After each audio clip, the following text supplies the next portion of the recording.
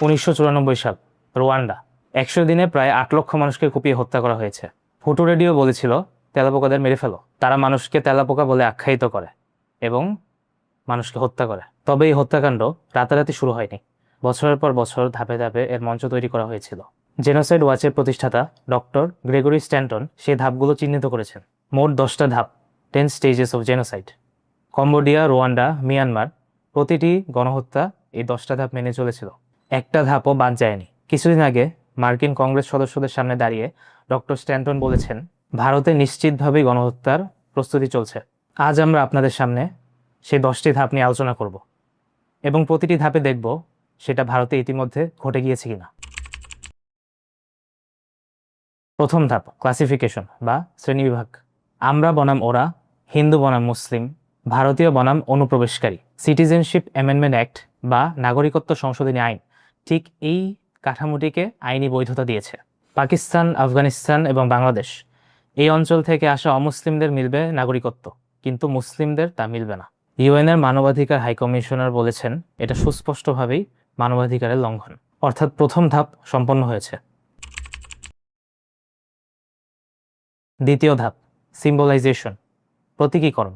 শত্রুকে একটা নাম দেওয়া বা লেবেল দেওয়া, ট্যাগ করা। অনুপ্রবেশকারী, উইপোকা, লাভ জিহাদি, সন্ত্রাসী ইত্যাদি নামে শত্রুকে ট্যাগ দেওয়া।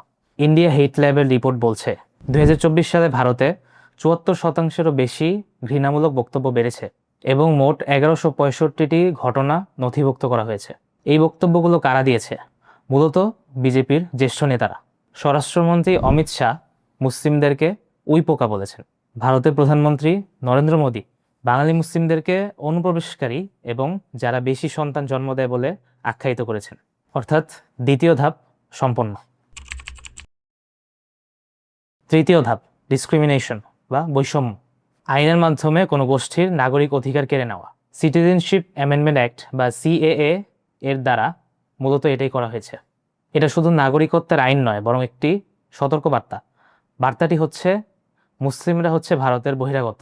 গরু জবাই বিরোধী আইন, ধর্মান্তর বিরোধী আইন এবং 3 তালাক বিরোধী আইন, মূলত এই আইনগুলো করা হয়েছে এই কাঠামোটাকে বৈধতা দেওয়ার জন্য। পশ্চিমবঙ্গে প্রায় 90 লক্ষ ভোটারদেরকে ভোট দেওয়া থেকে বঞ্চিত করা হয়েছে। অর্থাৎ তৃতীয় ধাপও সম্পন্ন হয়ে গেছে। চতুর্থ ধাপ, ডিহিউম্যানাইজেশন বা মানবতাহরণ। মানুষকে বিভিন্ন ট্যাগিংয়ের মাধ্যমে অমানুষে পরিণত করা। সন্ত্রাসী, উইপোকা, লাভ জিহাদি ইত্যাদি ট্যাগিংয়ের মাধ্যমে মূলত মুসলিম যে জনগোষ্ঠী তাদেরকে অমানুষে পরিণত করা হয়েছে। 2023 সালে 668টি ঘৃণামূলক বক্তব্যের মধ্যে কমপক্ষে 239টি ঘৃণামূলক বক্তব্য সরাসরি মুসলিম জনগোষ্ঠীর প্রতি সহিংসতার আহ্বান। একজন বিজেপি নেতা কমপক্ষে 23টি অনুষ্ঠানে একই ধরনের বক্তব্য দিয়েছে, কিন্তু তাকে গ্রেফতারও করা হয়নি এবং কোনো বিচারও হয়নি।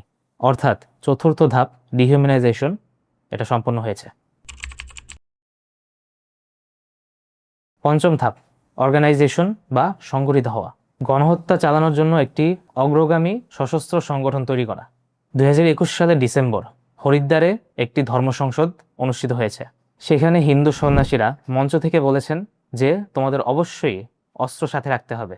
যদি কোনো মুসলিম তোমাদের সামনে আসে তাহলে যেন সে জীবিত ফিরে যেতে না পারে। একই অনুষ্ঠানে আরেকজন বলেছে হিন্দু রাষ্ট্র গঠনের জন্য তাদের নির্মূল করতে হবে এবং তার জন্য অবশ্যই অস্ত্র সাথে রাখতে হবে। প্রায় একই সময় হিন্দু যুব বাহিনী, যেটা কিনা যোগী আদিত্যনাথের তৈরিকৃত একটি মিলিশিয়া, নাৎসি স্টাইলে হাত তুলে শপথ নিয়েছে যে তারা হত্যা করতেও প্রস্তুত। গরু রক্ষা দলের লোগোতে 2টি স্বয়ংক্রিয় রাইফেলের ছবি দেওয়া আছে এবং এরা হোয়াটসঅ্যাপ গ্রুপের মাধ্যমে মূলত নিজেদের নেটওয়ার্ক শক্ত করে। অর্থাৎ পঞ্চম ধাপও সম্পন্ন হয়ে গিয়েছে। ষষ্ঠ ধাপ, পোলারাইজেশন বা মেরুকরণ। অর্থাৎ প্রোপাগান্ডার মাধ্যমে সমাজে ব্যাপক মেরুকরণ তৈরি করা। ভারতীয় ম্যাস মিডিয়া, আরএসএস এর আইটি সেল এবং অন্যান্য হিন্দুত্ববাদী সংগঠন মিলে মূলত তারা সমাজে প্রোপাগান্ডা তৈরি করে এবং মুসলিমদেরকে অপর হিসেবে প্রমাণ করে এবং কিছুটা সত্য বলতে পারে এমন সকলের মুখ বন্ধ করে দেওয়া। যেমন বিবিসির দিল্লি এবং মুম্বাই অফিসে কর বিভাগ হানা দেয়, কারণ তারা 2002 সালের গুজরাট দাঙ্গায় নরেন্দ্র মোদীর প্রামাণ্যচিত্র প্রকাশ করেছিল। আর এভাবেই সমাজে তীব্র মেরুকরণ ঘটানো হয়। ষষ্ঠ ধাপও সম্পন্ন হয়ে গিয়েছে। সপ্তম ধাপ প্রিপারেশন বা প্রস্তুতি। মুসলিমদেরকে নিধন করার জন্য প্রকাশ্যে প্রস্তুতি হচ্ছে, প্রকাশ্যে ঘোষণা দেওয়া হচ্ছে এবং অস্ত্র জড়ো করা হচ্ছে। বিভিন্ন সভা এবং অনুষ্ঠানে বলা হচ্ছে মুসলিমদেরকে নির্মূল করতে হলে অবশ্যই অস্ত্র হাতে নিতে হবে। এটাই মূলত সপ্তম ধাপ এবং এটাও সম্পন্ন হয়ে গিয়েছে। অষ্টম ধাপ পারসিকিউশন বা নিপীড়ন। ভারত মূলত বর্তমানে এই ধাপে আছে। বুলডোজার দিয়ে মুসলিমদের ঘরবাড়ি ভেঙে ফেলা হচ্ছে। মুসলিমদের বিভিন্ন ধর্মীয় প্রতিষ্ঠান, মসজিদ, মাদ্রাসা ইত্যাদি বন্ধ করে দেওয়া হচ্ছে। মে 2015 থেকে ডিসেম্বর 2018 পর্যন্ত গরু জবাই রোধ করার নামে 44 জনকে হত্যা করা হয়েছে। এর মধ্যে 36 জনই মুসলিম। 2023 এবং 24 সালে যথাক্রমে 20 জন এবং 21 জন মুসলিম ভারতীয় কর্তৃপক্ষের হাতে বিচার বহির্ভূতভাবে হত্যার শিকার হয়েছে। অর্থাৎ এই ধাপটা বর্তমানে ভারতে চলমান। নবম ধাপ এক্সটারমিনেশন বা নির্মূলকরণ, অর্থাৎ পাইকারি হারে গণহত্যা চালানো। এবং শেষে দশম ধাপ ডিনায়াল বা অস্বীকার করা। শেষ দুটি ধাপ এখনো পুরোপুরি আসেনি, তবে তা অতি নিকটে আসন্ন, এটা সহজেই বোঝা যায়। রুয়ান্ডাতেও মানুষ অষ্টম ধাপে দাঁড়িয়েছিল এবং তারা মনে করেছিল নবম এবং দশম ধাপটা আসবে না। মিয়ানমারের রোহিঙ্গারা তাই ভেবেছিল, কিন্তু খুব শীঘ্রই তাদের উপর গণহত্যা নেমে আসে এবং গণহত্যার পরে স্বাভাবিকভাবেই গণহত্যাকারীরা সেটা অস্বীকার করে।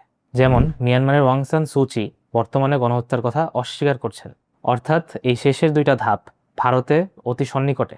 এখন প্রশ্ন হলো, আমরাও কি রুয়ান্ডাবাসীর মতো অষ্টম ধাপে দাঁড়িয়ে চুপচাপ বসে থাকবো কিনা? আমরা আমাদের প্রতিবেশী মুসলিম ভাইদের কথা বলছি, যারা কিনা আমাদের মতোই এক আল্লাহকে বিশ্বাস করে এবং নবী সাল্লাল্লাহু আলাইহি ওয়াসাল্লামকে রসুল হিসেবে মানে, এবং তারা ঠিক আমাদের দেয়ালের পাশেই দাঁড়িয়ে আছে। এবং এতক্ষণের আলোচনায় আমরা বুঝতে পারলাম যে তাদের উপর গণহত্যা অতি শীঘ্রই নেমে আসবে। এই সব কিছু জানার পরেও আমরা কি চুপচাপ বসে থাকবো কিনা? ইতিহাস সাক্ষ্য দেয়, যখন মানুষ চুপ থেকেছে তখনই গণহত্যাকারীরা গণহত্যার বৈধতা পেয়েছে। এবং চুপ থাকার অর্থ পরোক্ষভাবে প্রশ্রয় দেওয়া। তাই আসুন আমরা আওয়াজ তুলি।